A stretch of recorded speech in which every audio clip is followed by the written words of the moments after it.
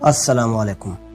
فرض کریں انسان نے مریخ کو آباد کر لیا، گاڑی، بنگلہ، مکان، سب کچھ مریخ پر ہو گیا، لیکن مریخ کے آباد ہونے کے بعد انسان کا اگلا پڑاؤ کہاں ہوگا اور انسان کے لیے نظام شمسی میں کون سا سیارہ رہنے کے لیے موزوں ہوگا؟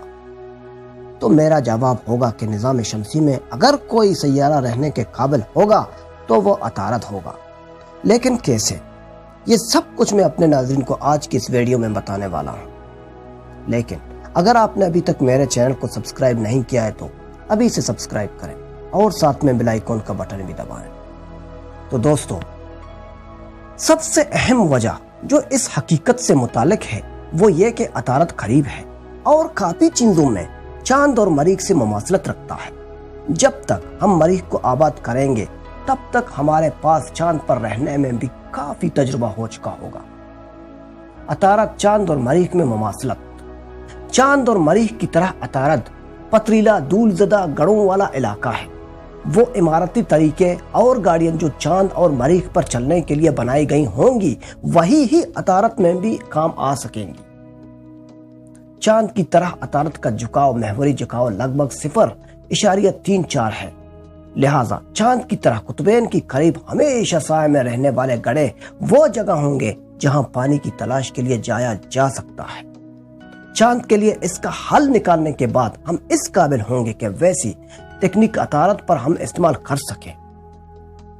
عطارد میں چاند کی طرح شدید درجہ حرارت ہوتا ہے۔ عطارد کی رات اتنی ٹھنڈی ہوتی ہے جتنی کہ چاند کی رات۔ اگرچہ دن چاند کی نسبت زیادہ گرم ہوتا ہے، چاند پر شدید درجہ حرارت سے نمٹنے کی ترکیب سب سے زیادہ امکان تو زیر زمین رہنے کا ہی ہوگا۔ عطارد پر بھی استعمال ہو سکتی ہیں۔ عطارد پر لگ بھگ مریخ پر ہی جتنی کشش شکل ہے، ایک جیسے علاقوں کو مد نظر رکھتے ہوئے تعمیری طریقے اور گاڑیاں جو مریخ کے لیے بنائی گئی ہوں گی وہ پوری طور پر عطارد پر بھی چل سکتی ہوں گی۔ شاید سب سے اہم بات یہ ہے کہ لوگ مریخ اور عطارد کے درمیان سفر کم شکل میں رہنے کی وجہ سے بغیر کسی صحت کے نقصان کے کر سکیں گے۔ مثال کے طور پر مریخ پر کام کرنے والے انجینئرز عطارد پر رہائشی عمارتوں پر کام حاصل کر سکیں گے۔ قربت۔ یہ اکثر کہا جاتا ہے کہ زہرہ زمین سے سب سے قریبی سیارہ ہے کیونکہ یہ کسی وقت زمین سے قریب ترین ہوتا ہے، تاہم زہرہ زمین سے شمسی وصل کے دوران کافی دور ہوتا ہے۔ عطارد کبھی بھی 12 نوری منٹوں سے دور نہیں جاتا۔ اس پر پہنچنے میں مریخ یا زہرہ سے کم وقت لگے گا۔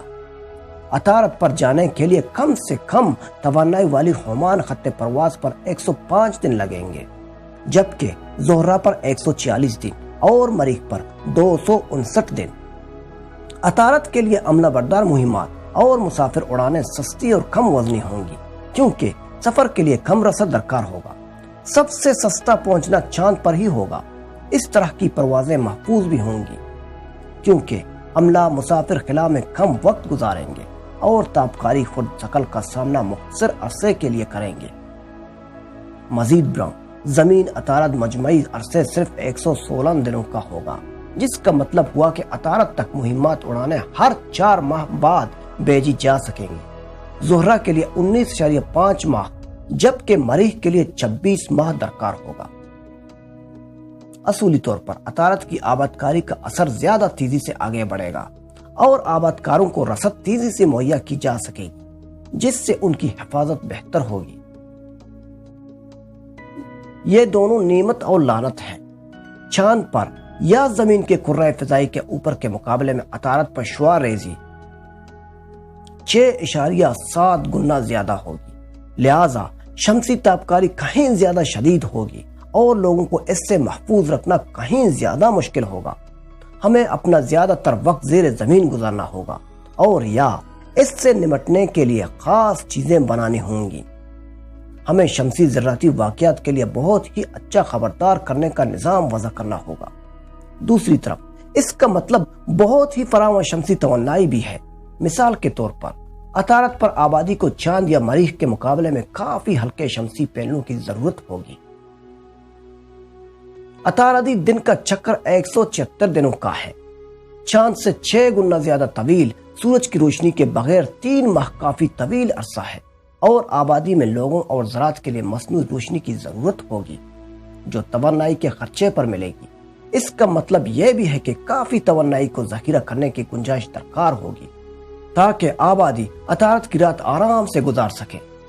غور کیجئے، بہرحال عطارد میں چاند کی طرح سفر کے قریب محوری گردش کی وجہ سے ابدی روشنی کا عروج بھی ہوتا ہے، جہاں شمسی توانائی اور روشنی و حرارت لگ بھگ تمام عرصہ دستیاب ہوتی ہے۔